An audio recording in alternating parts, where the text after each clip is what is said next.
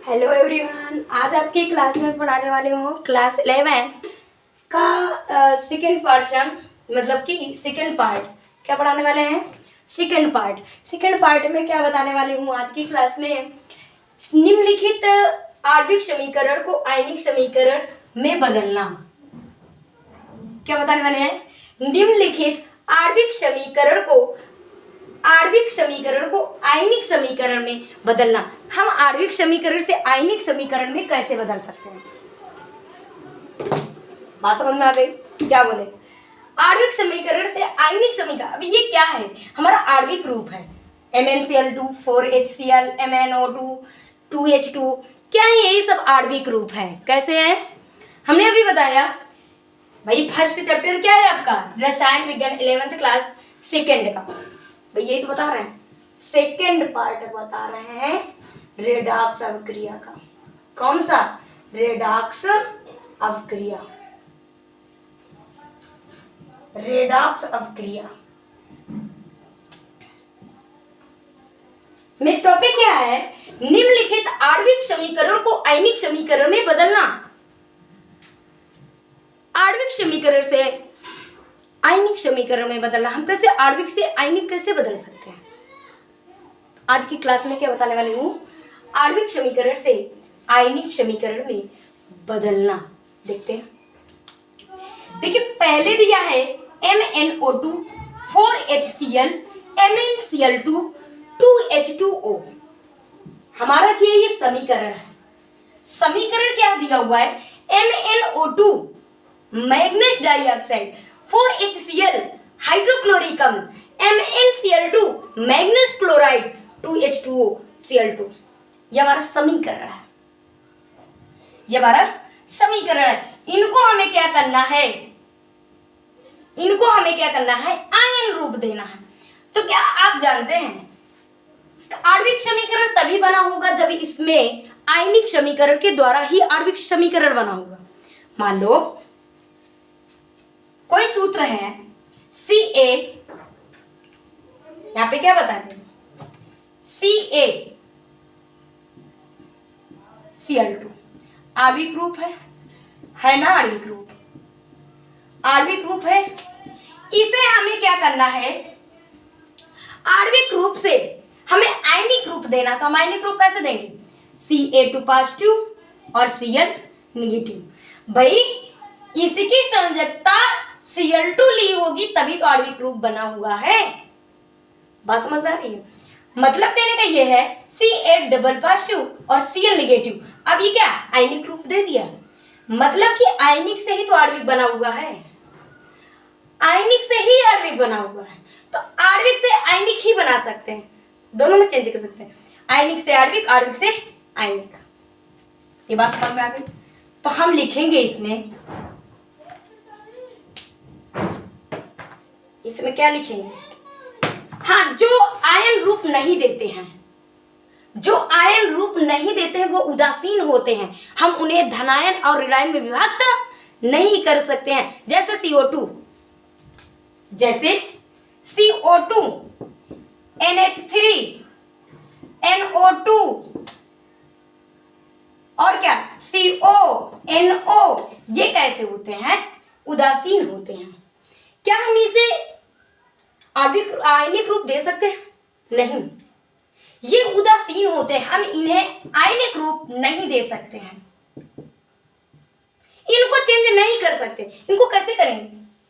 जैसे अभी दिया है इसमें H2O Cl2, सब क्या है? उदासीन है। इनको हमें आयनिक रूप बनाने की जरूरत नहीं है। पहली बात तो ये आयनिक रूप देंगे ही नहीं।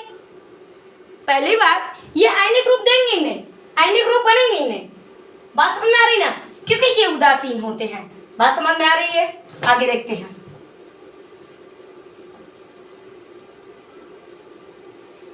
अब जैसे कि मैग्नीज डाइऑक्साइड, ये क्या अपना रूप देगा? नहीं।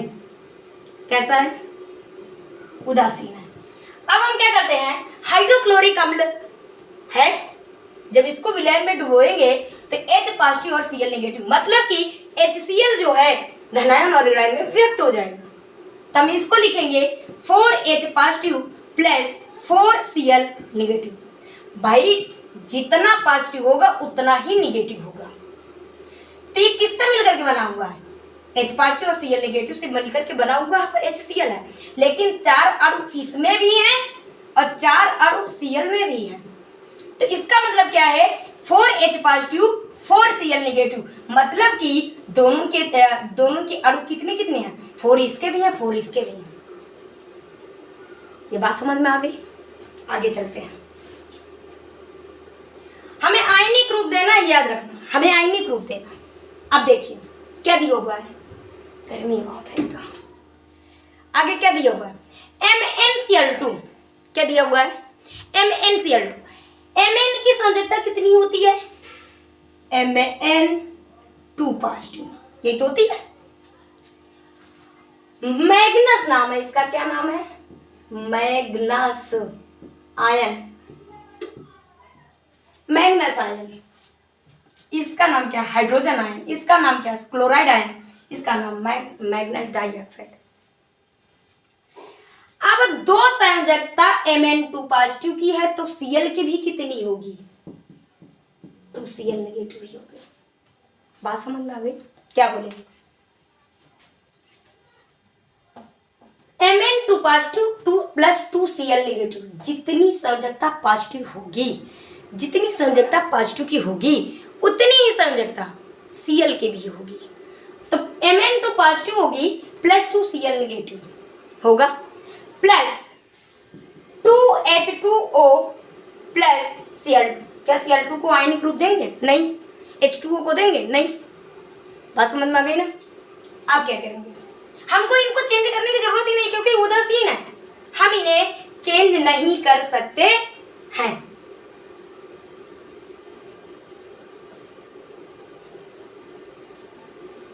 अब हम क्या करेंगे भाई? हमने दोनों तरफ के आयनिक रूप दे दिया है। आयनिक रूप देने के बाद हम लिखेंगे क्या? दोनों तरफ समीकरण में। अब एक बात बताइए, दोनों तरफ समान ले लेते हैं, मतलब कि जो मेन है, जैसे कि MnO2 क्या उधर है, समान लेंगे। जितने इधर होंगे, जो मतलब समान का मतलब ये होता है दोनों तरफ समान लेने पर, मतलब कि जैसे कि MnO2 मैग्नीज डाइऑक्साइड क्या उधर है? नहीं। 4H पॉजिटिव क्या इधर है? इधर तो है लेकिन उधर नहीं है। समान लेंगे, दोनों तरफ क्या लेंगे? समान लेने पर तो हम क्या लिखेंगे? समीकरण में Mn2 पॉजिटिव 2Cl नेगेटिव। हाँ, ये कह सकती हूँ, Cl नेगेटिव एक ये है और Cl नेगेटिव एक ये है। और कोई है जो समान हो? और कोई नहीं है ना भाई। Cl नेगेटिव है, Cl नेगेटिव है, इसमें 4Cl नेगेटिव, उसमें 2Cl नेगेटिव है। तो हम क्या करते हैं, लिखेंगे दोनों तरफ समीकरण में 2Cl negative, 2Cl negative ion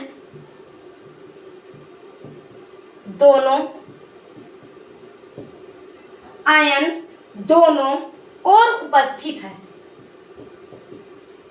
दोनों और उपस्थित है।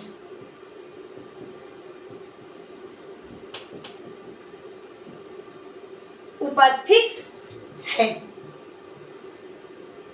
क्या लिखेंगे? इनको निरस्त करने पर, इनको निरस्त करने पर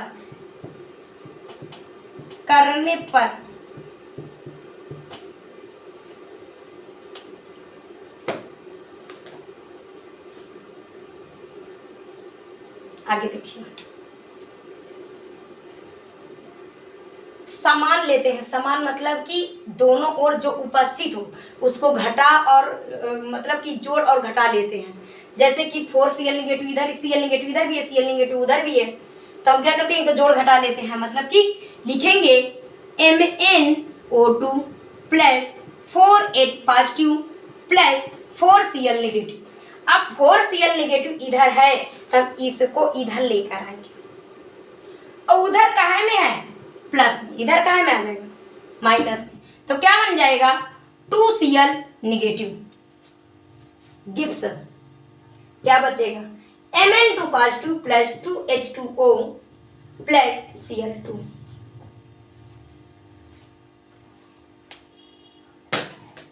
होगा, बात समझ में आ रही है।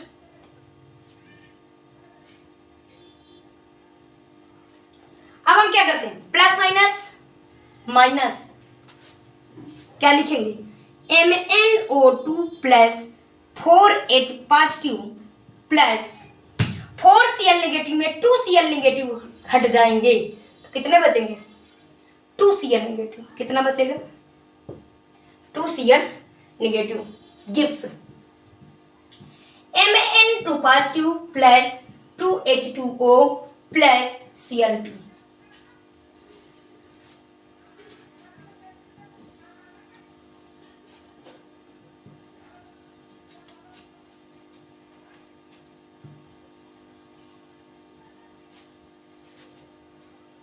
हो गया,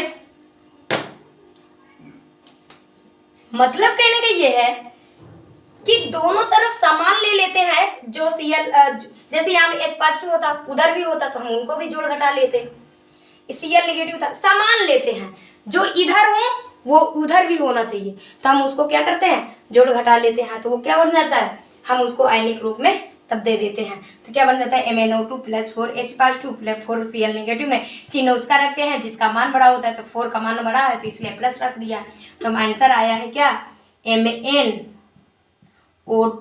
plus 4H positive plus 2Cl negative gives Mn2 positive plus 2H2O plus Cl2।